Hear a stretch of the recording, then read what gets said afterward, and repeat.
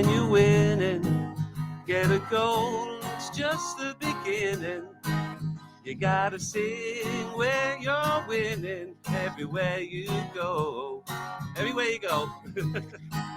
You gotta sing when you're winning.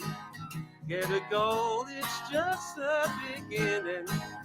Sing, sing when you're winning.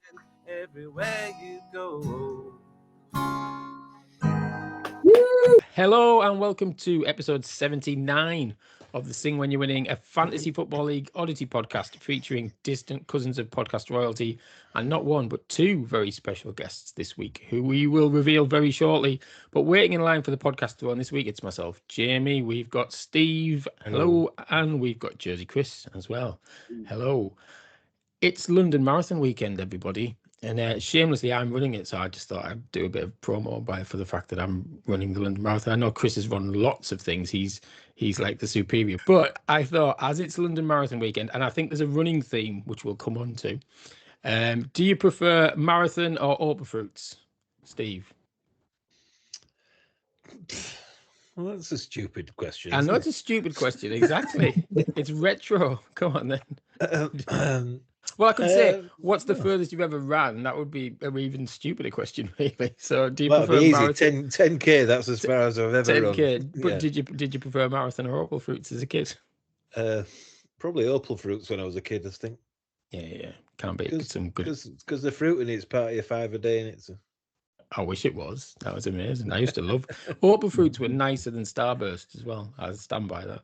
They were, but back when you were a kid, they used to stick to the sweet too much, so they're quite awkward to open, weren't they? Yes. You'd end up eating the packet sometime with a wrapper on. Did you ever do that? No, I did. Probably. Just give up with it a little bit. Chris, do you know what we're talking about? Marathon and Opal Fruits? Was that a thing in Jersey? I hated marathons, but instead of Opal Fruits, we used to have Chewits. Chewits were just good. They were inferior versions of Opal Fruits, though, weren't they? Yeah, no, I think Chewits were okay, but there were no Opal Fruits and all of that good stuff. But yes, that I just thought it was a lame question, Steve, to kick us off with. To be fair, well, as usual, episode 79, yeah, episode 79, yeah, exactly. Really, episode 80 because we lost one, but we'll move on. Anyway, let's bring in our guests, and there is a bit of a running theme, I believe.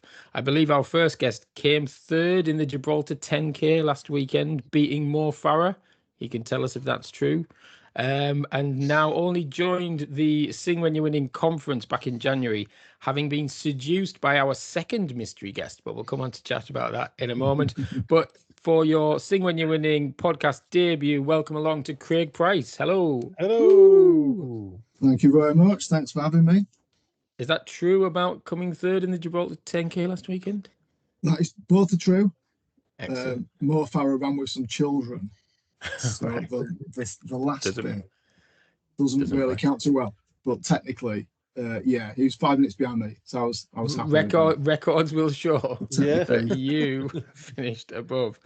Exactly. Yeah. I was once on an online quiz with the Cinnamon from The Chase, and he got beat by virtually all of us. And all of us were on there, we're like, whenever I watch The Chase, I'm like, yeah, beat him. Beat him on an online quiz. So I beat Superman once. You beat who? Superman. 13K. Henry Cavill. Oh, he's a massive unit, so he can't run. So I think everyone beat him. Right, okay. So you're faster than a speeding bullet, Chris. Well, you've got your nice array of medals behind you, so there you go. Thank you have very much. Very good stuff. And basically, Craig, you're in your 13th FPL season, so you've been a bit of an old-timer on the FPL, but you only joined ourselves, as you say, back in January. You're currently second, and the top 6 get automatically promoted, and you're 11 points clear of 7th in the live tables.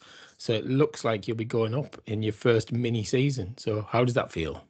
Yeah, it's good. I've not had a good season, so that might be the best part of my FPL this year, actually. It's not the best season. Yeah. So I'm chuffed with that. I'm very happy with that.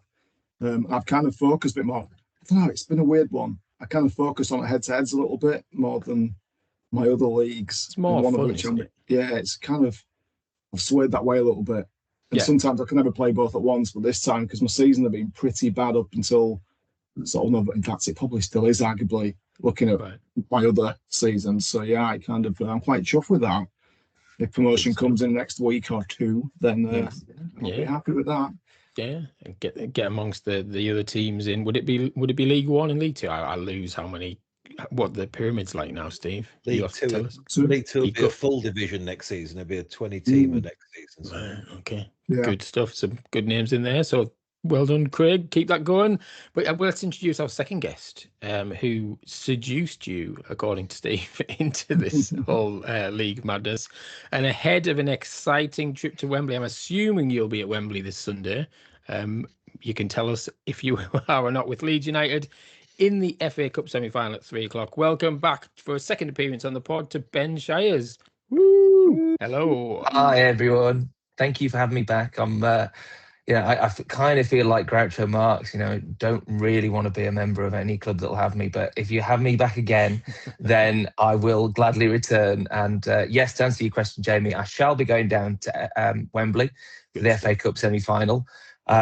My only wish as a Leeds fan is to see us score a goal there in my lifetime. I was alive for the '92 Charity Shield where we scored 4, and obviously filled our quota and then some for the next sort of 3 decades or whatever. But I haven't sort of had any memory of that, and so everything since the Coca-Cola Cup final '96. Various playoff finals, including the one 2 years ago against Southampton. That was the first time I was there in person to watch us sort of dribble past them. The game just passed us by after going 1-0 down. So I think there's scores to be settled on Sunday, and I'm hoping, just to score. That could be the score to be settled. That'd be a nice start. Yeah, it'd be nice. We're going to come on to predict scores of the semi-finals a little bit later on, but I just have a feeling Leeds for the cup. There you go. You're safe now. Look at Steve. He's going, he's ruining that. I said you weren't going to go down and you're not going to. And you know what? Last week you said you were never going to predict any Leeds games anymore. Now he's going to. Yeah, but it's the FA Cup special. It's the FA Cup special. Worse than that, I'm predicting Rochdale York, so you hate me even more when we come on to that. Oh God. So I'm going biggies this weekend. we'll come on to all of that. But yes, Ben, you're in your 12th FPL season and you're 6th with us in Sing When You're Winning, and your history so far in SWYW 2021, you were 5th in the championship and there were no playoffs back then, 66 points. Then in 2022, you finished 2nd in the championship, got promoted with 88 points, which is very impressive. And then for the last 4 seasons, you've been in the Premier, 18th, 13th, 11th, 12th. Was that last season? Oh, it's currently, isn't it? With 5 games to go, you've got 51 points. But last year, of course, you did win the Potions Cauldron Cup. So are you going to retain that this season? Are you still in the cup? No, there's no chance of me retaining it. I'm already out. Oh, but it was finished already. Oh, I'm thinking. It's been and gone, hasn't it? I'm getting confused. The new one. I think I am still in the new cup. Actually, I think Steve pointed out I got a bye in the first round or whatever, so I've snuck through. Yeah, most of us got a bye. I think it's good stuff. Yeah. So, but yeah. Anyway, I think I'm still in it, but don't quote me on that. I mean, Potions Cauldron Cup last year. It was great. The fans had waited a long time for a little bit of silverware. It was sort of reaching Harry Kane territory. So it was great to sort of finally break the curse. And and also my prize as well. There was even some kind of hoodoo around that because it was while we were having some work done on the house, and whoever dropped it off in a place where there was workmen coming in and out, and I hadn't seen it, and then we thought it got lost. And anyway, it turned up at my house.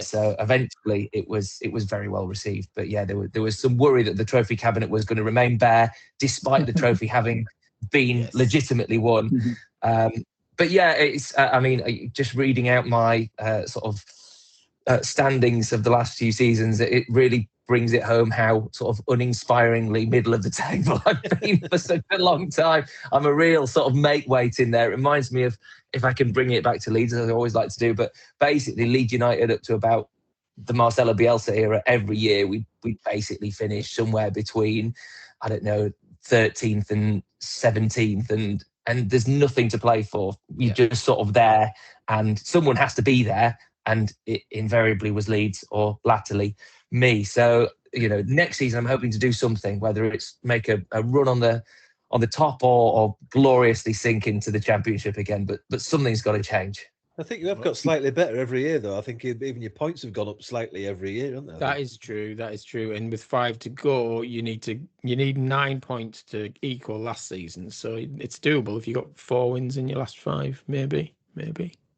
I mean, I was looking at the current game week ahead of obviously coming on the pod and how my players are going, and I sort of feel like there's a chance of getting something potentially. I mean, I've jinxed it now, but I feel there's a chance this week that could, if other results go my way, could just push me sort of more towards the top half. But we'll see. I mean, a bit like Craig was saying with his season, I sort of felt like it is, it never really got going, and for whatever reason, I mean, captain choice is always the killer for me. Always seem to get it wrong.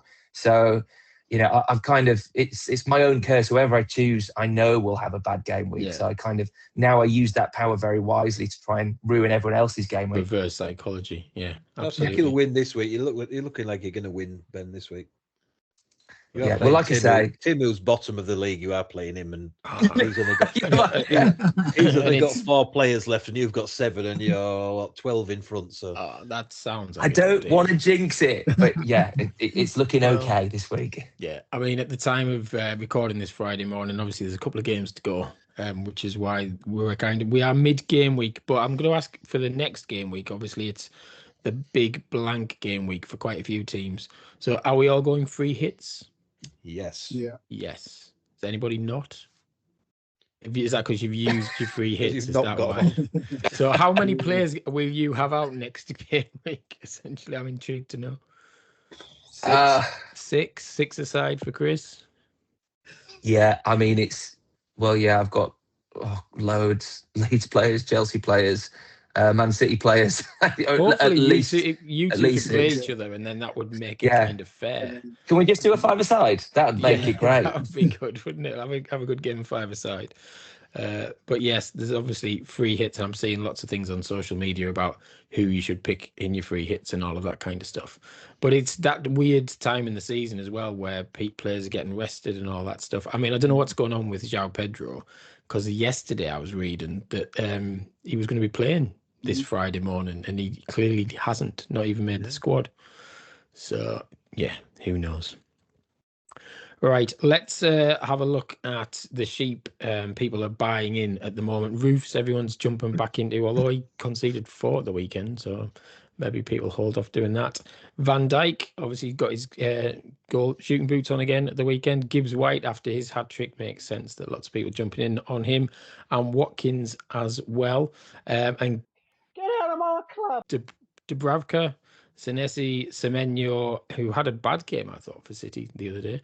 And João Pedro, obviously, if he's not playing, just bin him. And obviously, with this game week, none of those are going to be playing anyway, I don't think. We haven't got any praised by the chairman, obviously, because it's still midweek at the time of recording. So let's crack on and talk about something breaking news this morning, or this afternoon, sorry.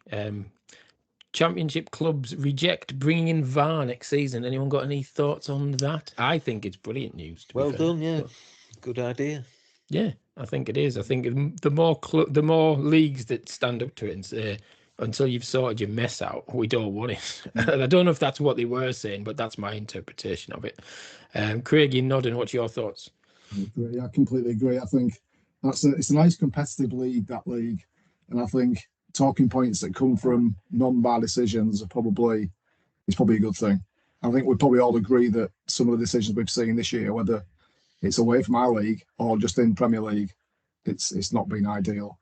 Yeah. It must be every weekend we will talk about something that was shocking, really. No other word for it. Yeah. So I think stretching it into another set of clubs would be wrong. I think. It just makes the referees worse. I mean, the classic, and I'm going to be a bore because I was so peed off on Sunday with the Borough Ipswich game. But Jared Gillette, or Gillette, whatever you call him, Gillette, the worst a man can get, weak gags. But essentially, he gave a decision. Did he forget for a second that he wasn't in the Premier League and think, oh, VAR will sort this mess out? And VAR didn't sort the mess out. You've given a penalty that was never a penalty in a million years. Now, some would say, well, you should have VAR in the Championship because that would get overturned. But I don't even know if it would have got overturned because there was some contact. They probably would have gone, oh, well, he was touching him, so we'll stay with the on-field decision. So VAR doesn't... I mean, I know there's a stat that says VAR gets more things right than it gets wrong, but it's still a talking point. And the idea was you were supposed to get rid of all of this stuff. Ben, what's your thoughts on VAR? Yeah, I mean, well, on your point just there, Jamie, I completely agree. I think it's sort of really diluted the referee's autonomy within a match because he doesn't have that anymore. That has been taken to a committee, which I think was never the point of a referee within a game.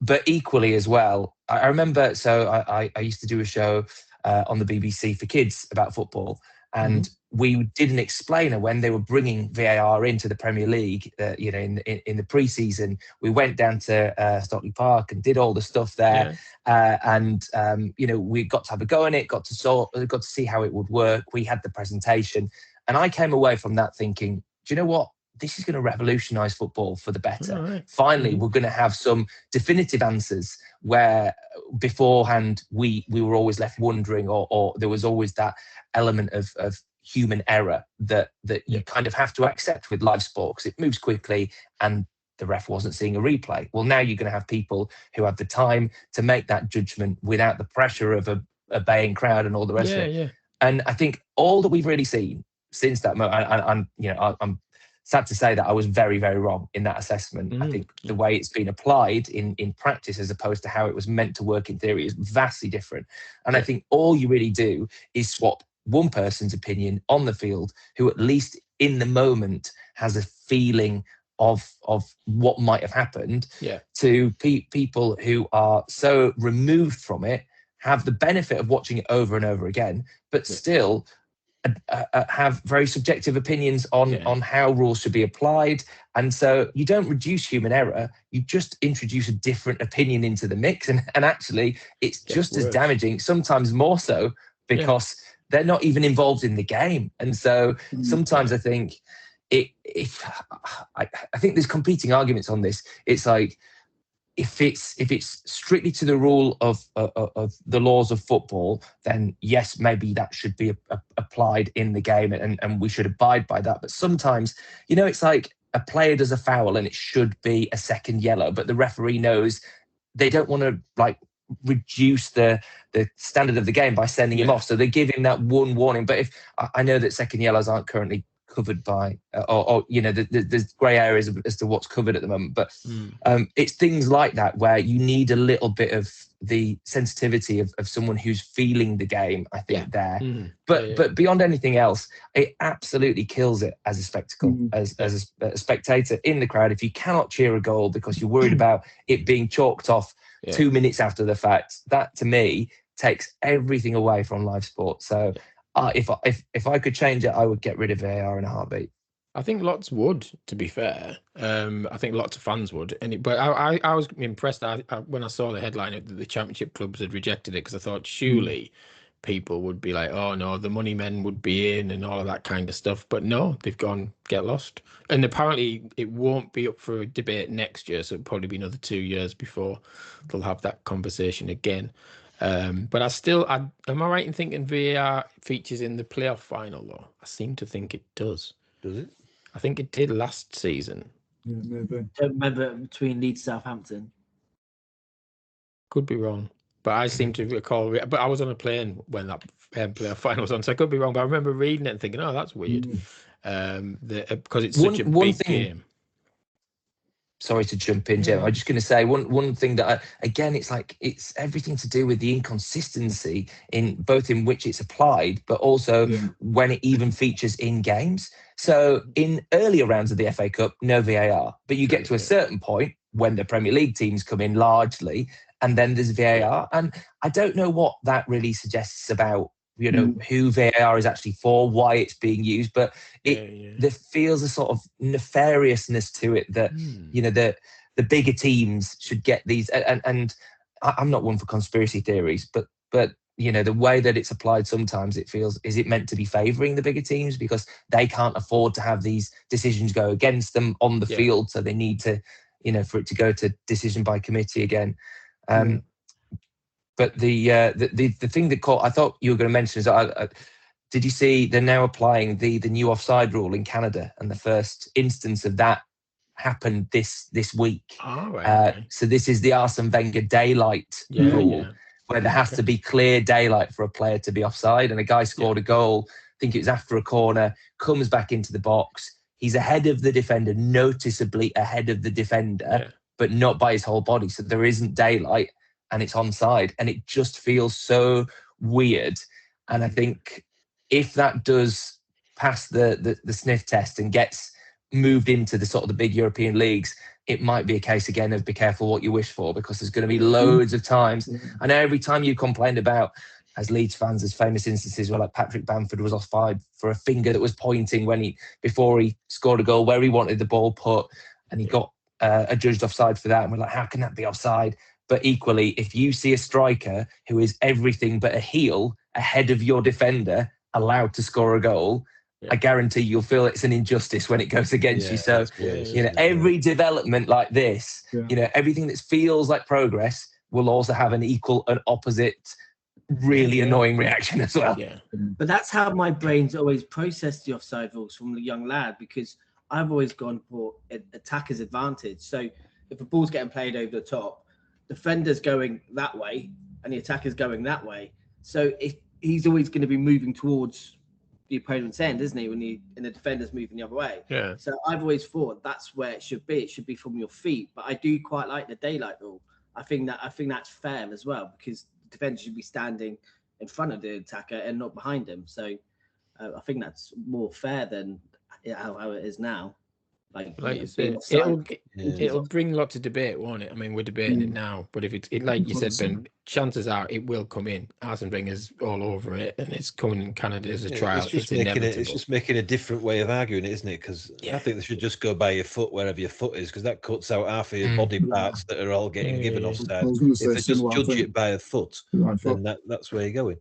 The other thing is, like, if you think about when you go back to work on the Monday after a weekend's football, it used to be a really good conversation with rivals. You used to be talking about what ifs and, that should have been this. You just talk about VAR now. You go to work and you just talk about VAR all weekend within games that you've watched, kind of thing. And I remember years and years ago where there'd be so much going on in a game, there might have been a card or sending off, and that would not been the same. You'd be talking about that, whether you're right or wrong. You'd stick up for yourself, and rival fan would be giving you a load back as well. But now you just talk about VAR. And generally, you just go, well, no, VAR ruined that, really. And then you crack on working and stuff. And that's a conversation. You used to like moaning about a referee being rubbish, and now you just moaning about VAR being useless. Should have been sent off, or it should have had this, you know. That was what you just don't have the same conversation. I'm excited to get to work or to catch up with friends if we've beaten them. And there has been a bit of controversy in that game, but VAR then wasn't ever in the mix of it and couldn't dip in and out of doing it, you know, whether it might be right, obviously, you know, some of those calls may have been right, but the conversation went on for days if it was a derby of some kind of it. And you'd listen to other colleagues talking about stuff in games, Liverpool and Everton fans. Now it's just VAR.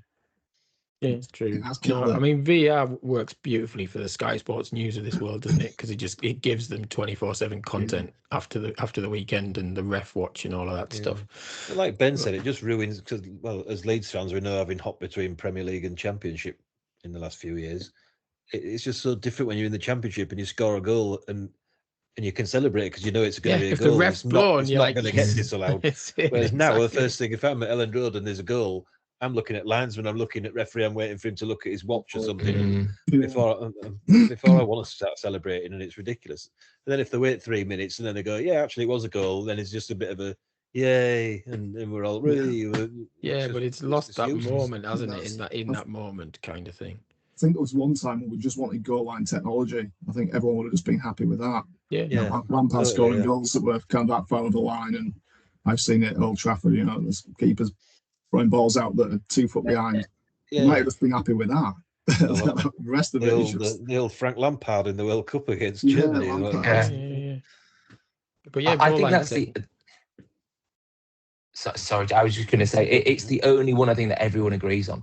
Like goal, if it's over the line, everyone says, yeah, it was a goal. I mean, I know there's been instances like in the last World Cup where, was it the last World Cup, the one where Japan beat Spain and it wasn't on the goal line. It was obviously, had the ball gone out before it got crossed back in for the goal. That was a bit contentious. But otherwise, I mean, yeah, that's the only one way I think you can definitively say the ball was either over the line or not. Yeah. And there's no debate. It's not a subjective decision, is it? But I think almost everything else in football is. Even your reading of the offside rule, like we've shown, should it be the foot? Well, you could then argue, well, you can score with your head, so maybe it's your head that's too far forward, and therefore that's offside. But obviously, almost everyone moves with their head first, right? You don't lead with the shoulder. It's a really sort of difficult thing to call. But I think the more that we move away from football in its sort of essence, which is 2 teams and a referee and a couple of assistants, and take it away and you just get to that point where the sport changes sort of irrevocably, and I think usually for the worse. Yeah, absolutely. But good news for those of us who are probably staying in the Championship for another season. We're not bringing VAR in, so that's all right. So when we lose the playoffs somehow.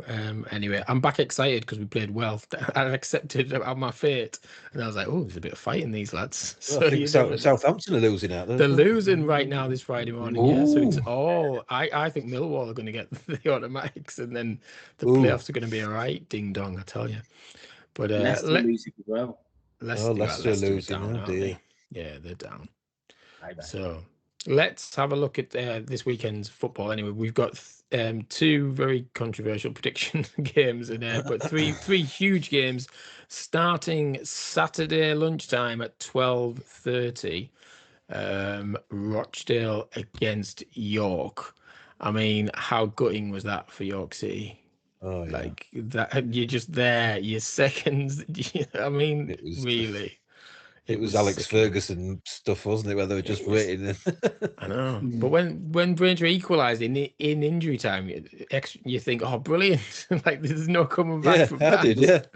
In that league, they found a lot of minutes at the end of matches. I've noticed over the last 3 months. I think York may have gone into 98s and Rochdale have, and I think they both sling it towards each other fan-wise. That the ref plays until they score. Kind of thing. Yeah, but it does work both, doesn't it? They both benefited from that.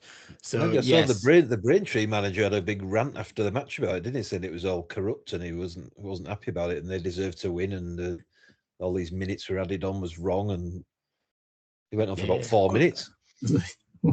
Well, Braintree down at the bottom as well. Weren't those points really vital for them to win? Yeah. So you can understand his frustration. But I live in York, obviously, but I'm not a York fan per se. Although I always look for their results, and I just think it'd be such an amazing thing for the city to have a football league team once more. It's been far, far too long without. The stadium's ready for it. The city feels ready for it.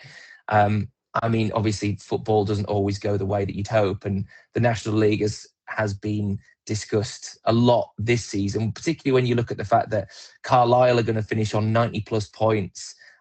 Is it Boreham Wood or another team as well have a chance to finish like over 90, couldn't they? Which is ridiculous. I mean, it shows the quality at the top of that league is probably at least as good as the bottom half of League Two. Definitely. Therefore, there should be more. You just feel like there should be 2 automatics and 1 playoff, right? It's only fair to make it one automatic and 1 playoff. It's if the team who finishes 7th or whatever gets into the football league, having been 30 points behind, there's an injustice there.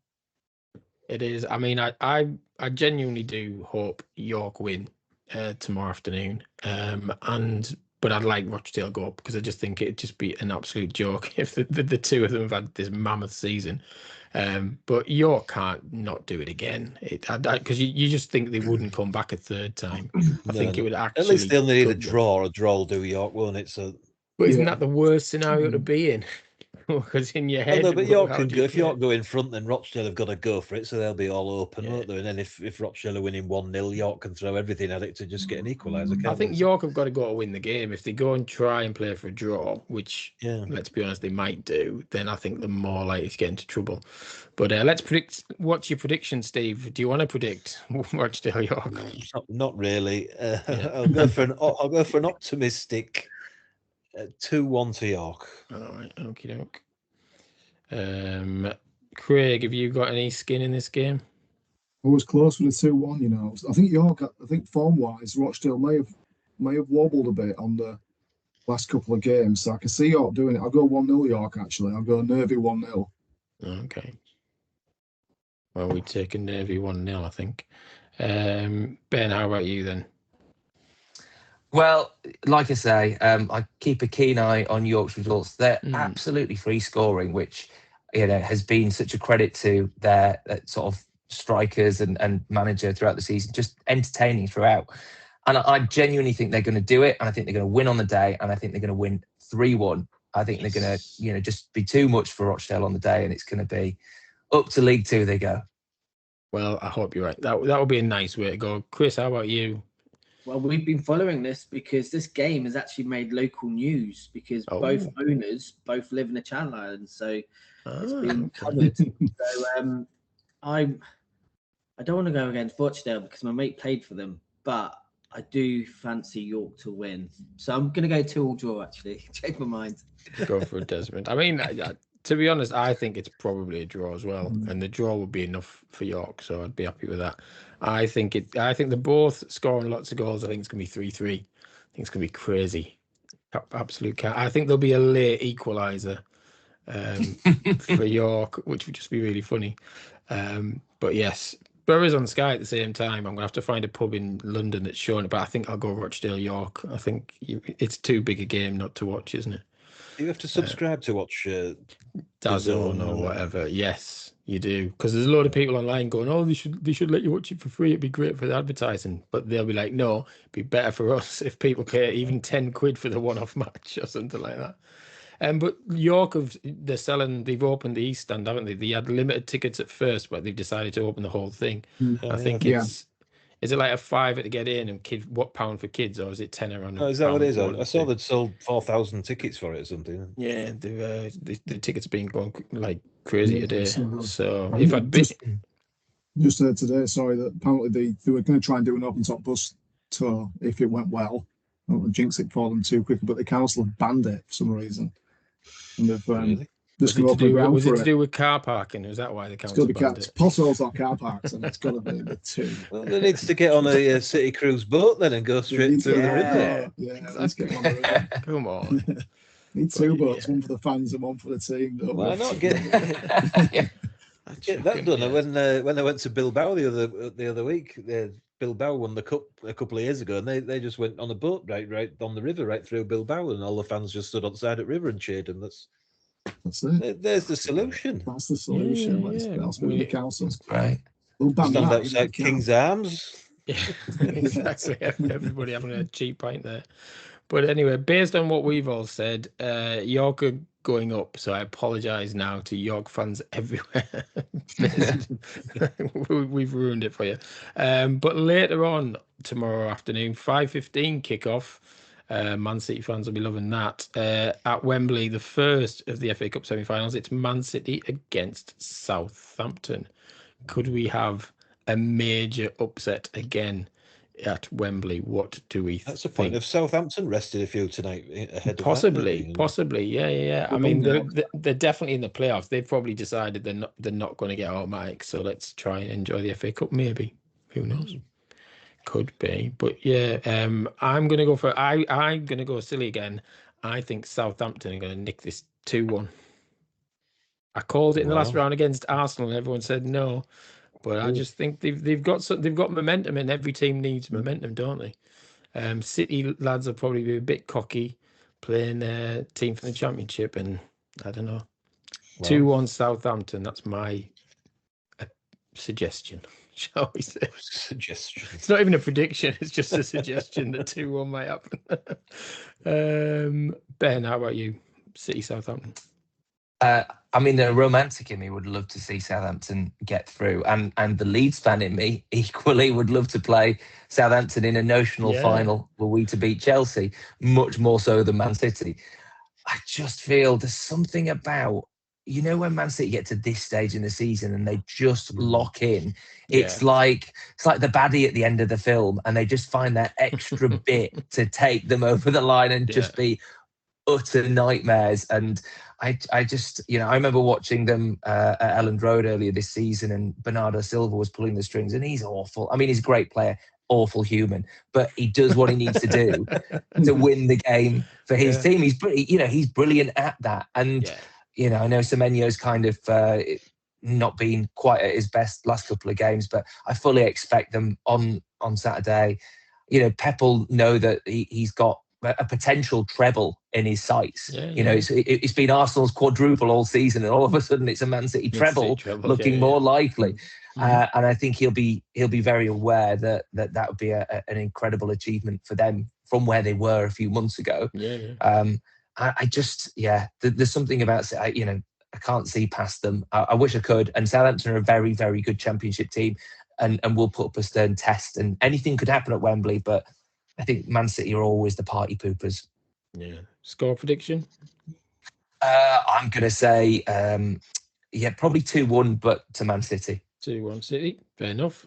Craig, how about you? Much of what Ben said, I just can't see past City on this one. I do want Southampton to win, obviously, but I can't see past Man City. And I'm going to go 3-1 City. I'm going to do a comfortable job for them, I think, this time. Okay. We shall see.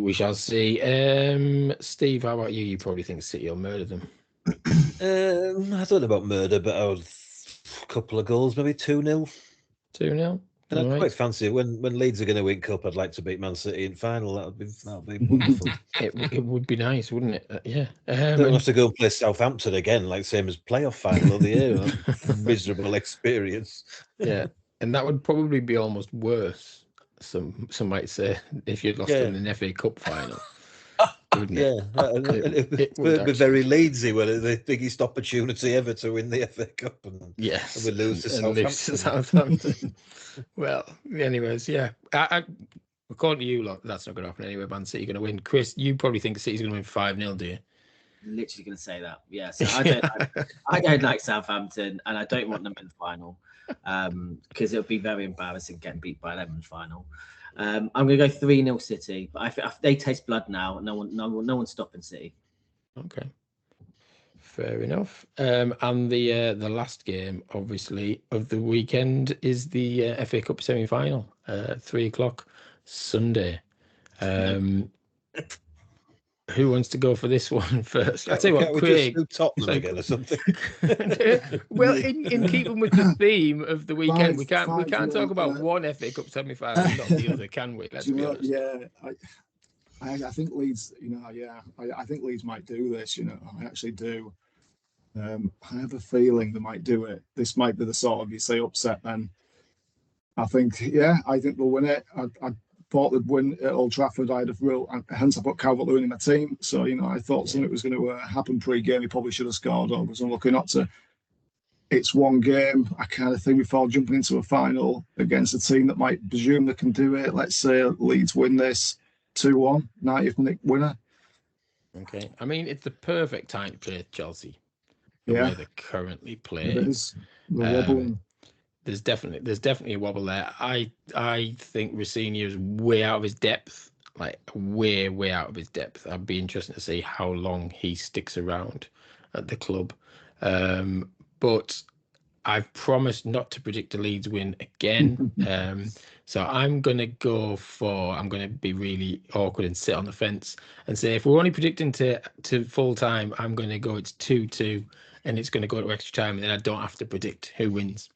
So there you go. But I'm not saying that Leeds are going to win, because I'll get into trouble if Leeds don't win. So there you go.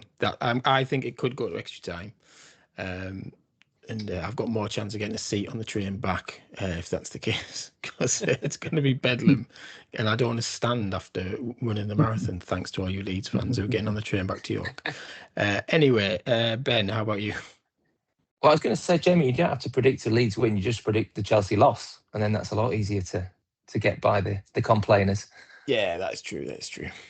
But yes, well, from my point of view, and obviously I'm a tiny bit biased, but I do think that Leeds go into this game, as Craig has said already, it's a great time to play Chelsea, and not least because Leeds have played Chelsea twice this season. We beat them comprehensively at Elland Road 3-1. Yeah. We drew 2-2 at Stamford Bridge, having been 2 goals down. I think psychologically that gives us the edge going into the match anyway. Yeah. But Chelsea are on a path of self-destruction, which is brilliant to watch as an outsider. I'm sure if you're a Chelsea fan, you're pulling your hair out. It must have felt, again this season, how have we spent so much money, so much promise, and it's all falling apart once more. I definitely think, Rosenior, Will from the In-Betweeners, he's lost the dressing room. So that is all starting to crumble. You've got players essentially on strike. I mean, Enzo Fernandez was not allowed to play for the comments that he made. There's talk of Garnacho's on the way out. Cole Palmer repeatedly being linked, God knows why, with Man United. But yeah, these things, there's often no smoke without fire.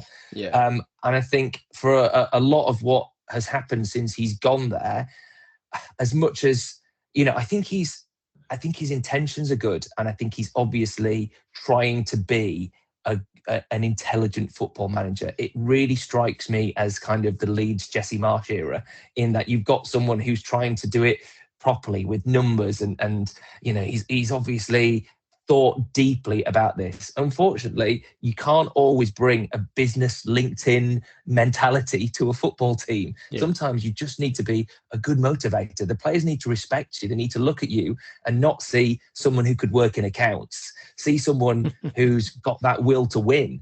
And I don't think Rosenior has inspired those players. I'm hoping he hasn't found the way to do that in between now and Sunday. But yeah, I just feel like, for all of the riches and the sort of the depth that Chelsea have, and God, you look at the bench and it's international after multi-million-pound signing. You think smaller clubs without that budget would kill for the chance to put those players on their bench, let alone start them.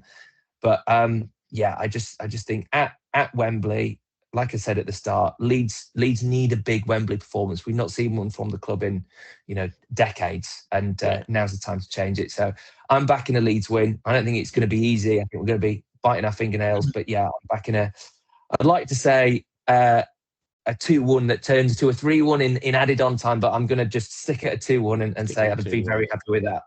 Good stuff. I mean, as you were talking, it just got me thinking, is Rosenior resting João Pedro on purpose, so he's raring to go at Wembley? I guess that's the only thing that might stand in their favour. But he's got to get Champions League, though, hasn't he? So he shouldn't be doing that. Well, yeah. But I don't think it makes sense to have your top scorer on the bench. No, I would agree, when you're playing the team directly below you. You need to win that match, right? Yeah. That's true. But yeah, yesterday all the talk was that he was definitely going to be playing tonight, and he wasn't even on the bench. But again, Rosenior's a very bizarre. Anyway, well, let's see. You've gone for a Leeds win, Chris. How about you? If we can start the way we did against Man United and Wolves, I think it will be very hard to get beat by. If we can get a goal early on, then they're going to be chasing us the rest of the game. And I don't know if they'll be able to do it, because we just defend, we'll bully them like we did at Elland Road. I'm going to go for a 2-0 Leeds win. Good stuff. Oh, what we're doing? I know. This is making Steve very nervous. You're going to be in. Are you going to Wembley? Or are you just going to London for the day? Yes, no, we've got tickets. Yeah. Oh, you've got tickets to Wembley. Yep. Good. You will be there enjoying that. So, do you think? Do you want to predict, or do you want to abstain from this? I'll say that normally on paper you would say Chelsea would win. Yeah, but you would. Knowing what I know, and Rosenior being in charge, and for a change, Leeds are going to Wembley as underdogs, because normally when we're there in a playoff final or whatever, we're normally the favourites, and we normally make a mess of it. And so for a change, we're actually going, and nobody really expects us to win, and neutral perhaps. Yeah. But then the way things are going, Leeds are on the up. playing well, good team spirit, great team spirit, in fact. And I think that galvanizing spirit of all them players will make them think, right, this is us, this is our day. We're gonna win this one. And so I'm quite confident that we will actually win. Good. But obviously, I'm going to say Chelsea win 4-0. Well done. That is the way to play this game, everybody. So there you go. But yeah, I genuinely hope that we're sat here this time next week talking about a Leeds Southampton final. That would be amazing. But I mean, you guys would take a Leeds City final, to be honest. And again, in a final, anything can happen. So if you were to play City, anyway, let's not get ahead of ourselves. I think Crystal Palace showed the way, didn't they? If Palace could do it last year, it gives the teams a bit of belief, doesn't it? Exactly.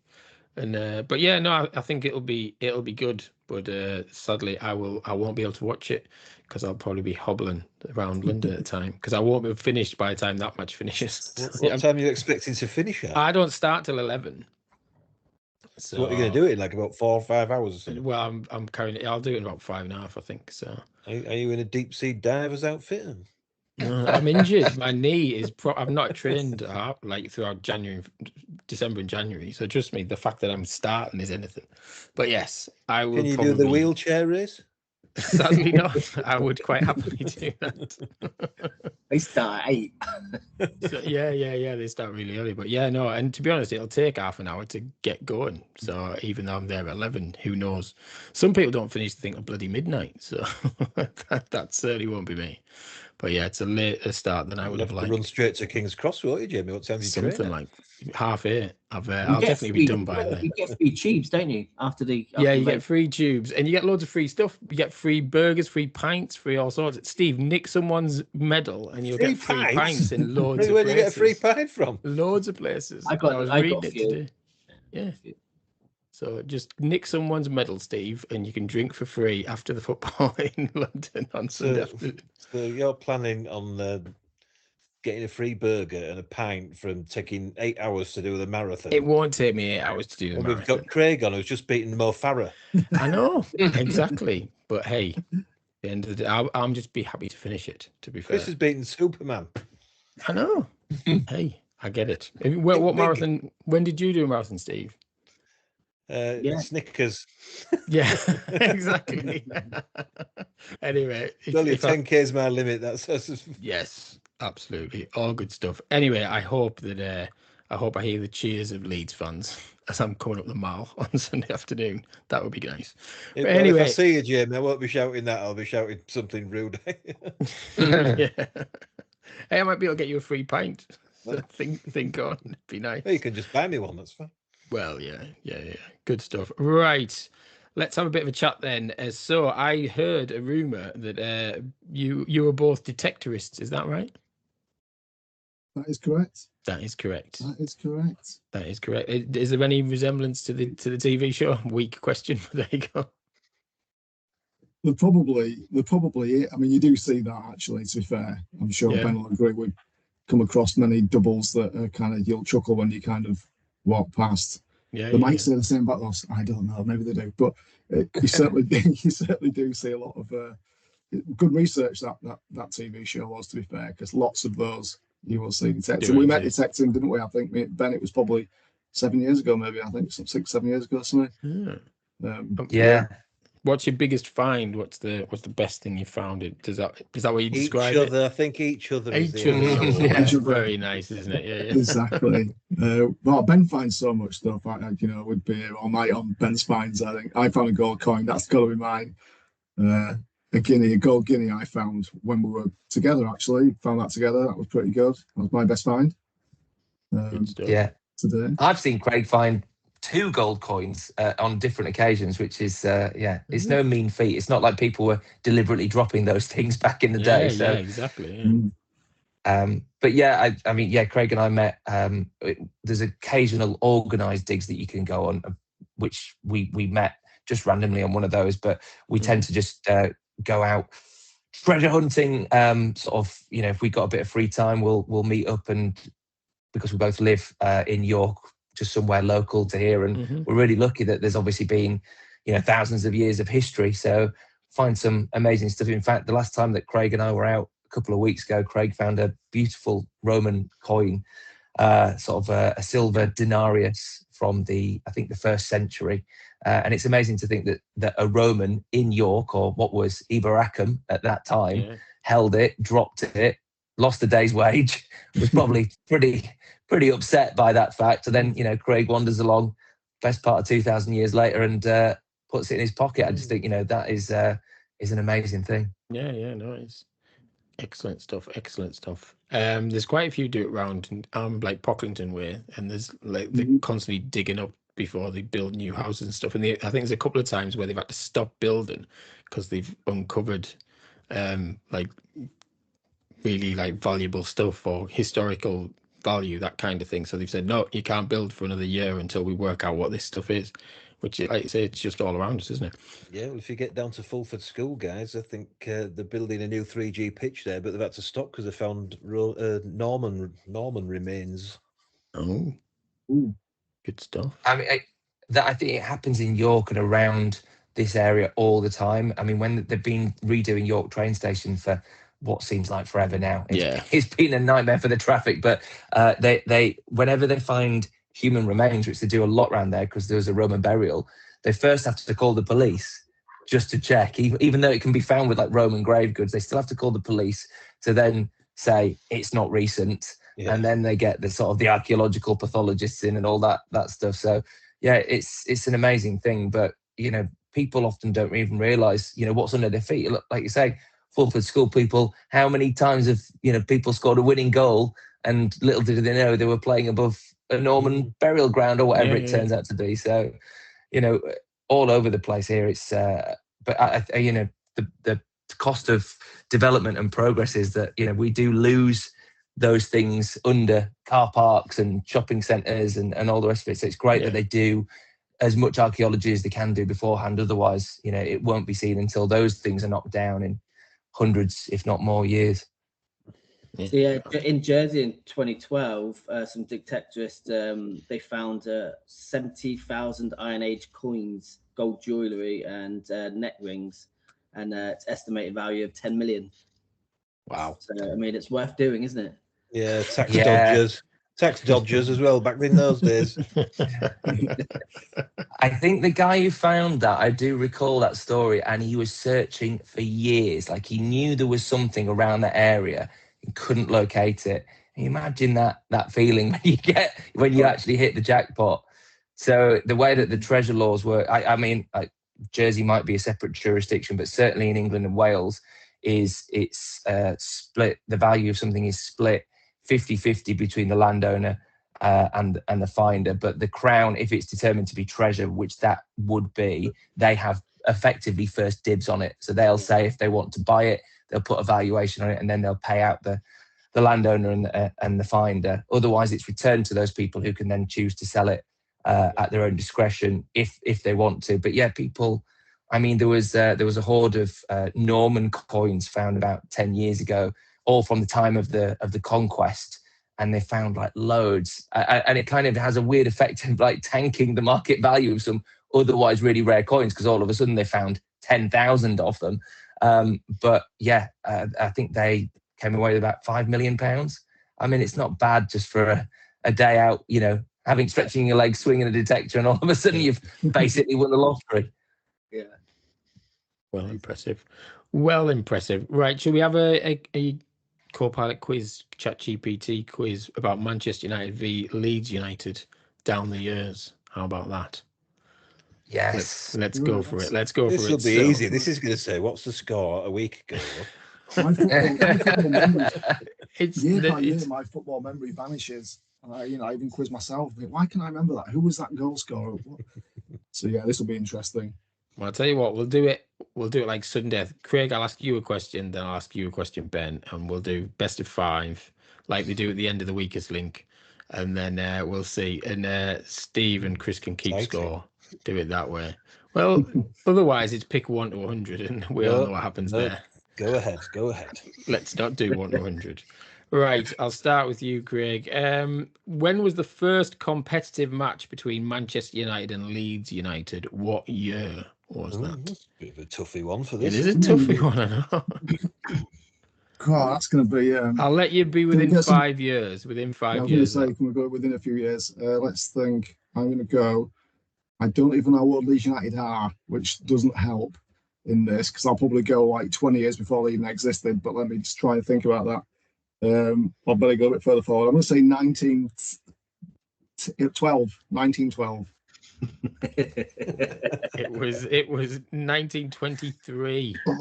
I mean, you're not a million miles out. You're not a million miles out. Did you give him 10 years leave? No, I said 5. Sadly, I said 5. But 12, he'd have just been out as well. So there you go. But yeah, unlucky. Leeds, right. Leeds were founded in 1919, Craig. So that's yeah. Before that, it was Leeds City. I was trying to guess on that. I was just wondering what. Yeah. Didn't want to go Victorian. I went a bit later. Not late enough. Your question, Ben. What is the biggest win Manchester United have recorded against Leeds United? I've no idea. I'm going to say 7-0. 6-0 victory in the first division in 1956. So there you go. You were close. These are tougher tonight for some reason. I don't know why that is, but it's historic stuff. Craig, next question. What is Leeds United's biggest win over Manchester United? I'll say 5-0. 5-1 in the 1972-73 First Division. There we go. Right. So back to you, Ben. They've got to stay relatively hard, haven't they, I guess? Just to be fair. Although the next ones are quite easy, so to kind of keep moving on.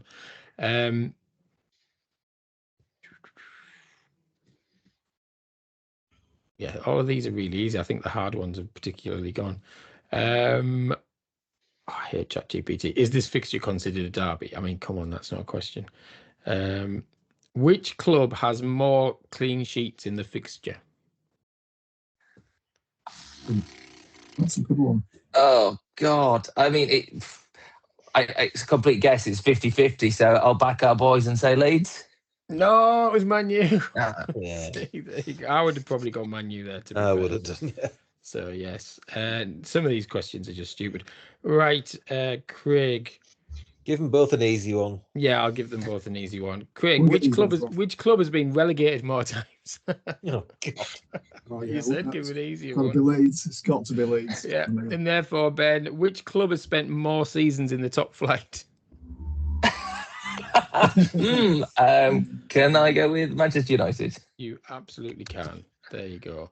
Which team has the more self-entitled fans? Right. Answer that one.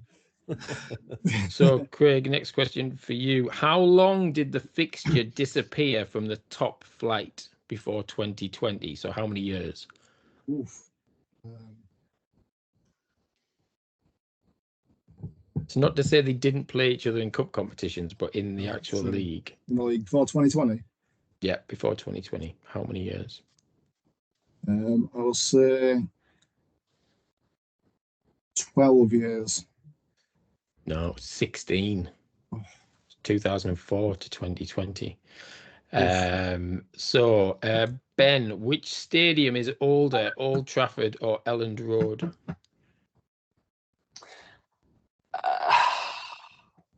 Old Trafford. Apparently it's Elland Road. Oh, is it actually? You can't believe everything that ChatGPT, or very little that ChatGPT says, to be fair. But yeah, apparently. So I think we're at 1-1, and this is the final question. This is proper weakest link. So bad kind of territory, to be fair. But a lot of these questions that they've come up with aren't real questions. They're just things like, which tactical style are Leeds often known for in this fixture? Answer: high intensity pressing and attacking football. I wouldn't have said that's what Leeds are known for, with the greatest respect to lots of Leeds fans on this thing. Right, let me find a quote. Do fans consider this a must-win match? Yes. I mean, come on. It's just stupid. Right. I'll tell you what, because it's just shit, I'm going to ask this question. What best pick words, and if you can pick any of these words, you get a point. Craig and Ben, it's up for you both.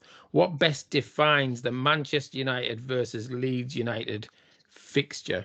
And there's a number of words they've used to describe it. So pick a word each and see if you strike the jackpot on this amazing quiz.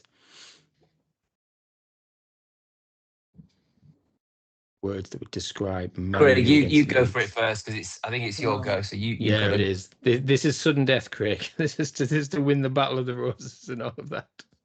Won't let it go silent too long. Let me think.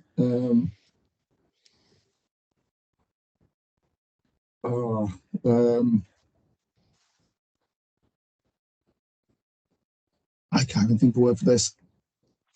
I'm gonna have to say rivalry. Rival, one of those words. Let's say. Okay, you're going rivalry. Okay, I won't reveal. Ben, go on. Intense. We could be here all night. Neither of those words. None of those words work. I thought one of you would say fierce. To be fair. Oh, that was my alternative to intense. Fierce would have won. To be fair. Right. Okay. I'm tempted to call it a draw because all the other questions are things like what colour do Man U playing, what colour do Leeds playing, and that kind of thing. And how many times have the teams met in the FA Cup? Multiple times. So this is ChatGPT. It's not helping me here, even though I asked it for 100 questions. So it's an absolute nightmare. So I think it's a 1-1 draw, which I think is probably fair to be, if you're happy with that for this week's ChatGPT Man U v Leeds nonsense. Can we just chalk it up as a loss to ChatGPT? And it's a loss every week. ChatGPT loses. Yeah. It's proof that AI is bullshit and is not taking over anytime soon. I think it's fair. Well, yeah, another black mark against technology. Exactly. It is. Let's not do ChatGPT. Let's try Claude. What's Claude? Claude's a better AI, I've been told. Oh, right, okay. I've not heard of Claude. Yeah, we have now. No. Is that what everyone in Jersey's using? Yeah, head of the game. All the finance geeks, yeah. All right, well, I'll Google Claude next week and all of that good stuff. What's the score with Chelsea Brighton this Friday morning before we go? 1-0, but Leicester are winning. No. Oh no, it's 2-2. That was short-lived for Leicester fans. Dave's a Leicester fan, isn't he? You said that early on the WhatsApp. But anyways, what's that? Wrexham have moved into the playoffs. Have they? Oh, no. You know what's going to happen. We play Wrexham last game of the season on Disney, and Wrexham will knock us out of the playoffs. I'm not looking forward to that. Right, okay. Brilliant. Well, let's wrap it up there. Good luck to Craig and Ben for the rest of the FPL season. Good luck, Ben and Leeds, for this weekend. Hope you get the win. And Craig, we rarely say good luck to Manchester United, but we will, to be polite, but we don't mean it. I can't lie. I just can't lie. But you're doing all right. So you're going to get Champions League, and it's all good stuff, isn't it? Let's be honest. Great stuff. And thanks again to Jersey Chris, Steve. Enjoy your big day out at Wembley. And be nice to me if you drunkenly see me at King's Cross on Sunday evening. All that good stuff. But hopefully you'll be celebrating. Remember, you can follow us on Twitter at SWYW_FPL. If you're watching on YouTube, you can leave us a comment or ask us an FPL question we might answer next week when we're joined by more top guests, and we'll keep that a mystery for another week. They think it's all over. It is for this week. Enjoy your footballing week and keep on singing and keep on winning. Goodbye. Bye. Bye. Get out of my podcast.